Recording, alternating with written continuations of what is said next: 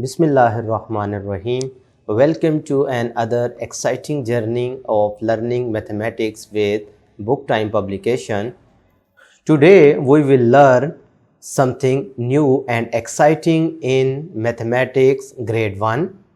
Let's get started with unit 1, that is whole numbers. And our topic is decomposition of two-digit number. तो प्यारे बच्चों, decomposition का मतलब क्या होता है? डीकम्पोजिशन का मतलब होता है किसी चीज को दो या दो से ज्यादा टुकड़ों में तोड़ना। अब हम सीख रहे हैं टू डिजिट नंबर्स की डीकम्पोजिशन, यानी टू डिजिट नंबर को हमने ब्रेक करना है। Decomposition of a two digit number means breaking it into tens and ones. Numbers को कैसे ब्रेक करते हैं टेंस और वंस में, हम एक एग्जाम्पल से सीखने की कोशिश करते हैं। Let's decompose 35 and 79।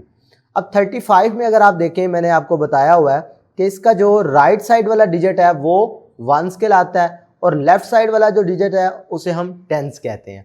इसका मतलब ये हुआ कि 5 वंस है तो ये 5 को शो करेगा, 3 टेंस है तो ये किसे शो करेगा, 30 को। ये मैंने भी आपको लास्ट लेक्चर में जब हमने प्लेस वैल्यू पढ़ी थी तो मैंने बताया था कि टेंस में आप क्या करते हैं, उसी डिजिट के साथ सिंपल 0 लगा देते हैं तो हमारे पास उसकी प्लेस वैल्यू आ जाती है। तो 3 की प्लेस वैल्यू इधर क्या है, 30, तभी तो ये मिलकर बनता है 35। इसका मतलब क्या हुआ प्यारे बच्चों, आपने 35 को तोड़ लिया किस में, 30 में और 5 में, तो ये इसकी डीकम्पोजिशन हो गई। बात क्लियर हो गई? इसका मतलब है कि आपने 35 को 30 और 5 में डीकम्पोज कर लिया। अब 79 की अगर बात करें तो 7 मीन 70, 9 मीन 9। इसका मतलब है आपने 79 को 70 और 9 में डीकम्पोज कर लिया। बात क्लियर है? अब इसी से रिलेटेड हम अपनी प्रैक्टिस सेक्शन 1E पर आते हैं, जिसका क्वेश्चन नंबर 1 आज हम सॉल्व करेंगे।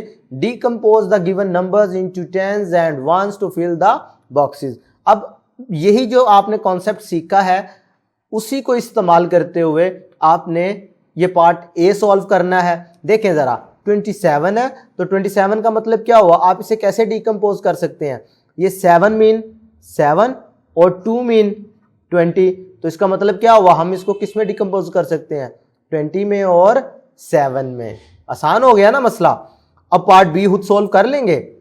42 तो डीकम्पोज किस किस में होगा, जल्दी से बताएं। मैं उम्मीद करता हूं कि ये कॉन्सेप्ट आपको क्लियर हुआ होगा और ये क्वेश्चन का जो पार्ट बी है आप अब बआसानी सॉल्व कर सकेंगे। आज के लिए इतना ही। अल्लाह हाफिज़।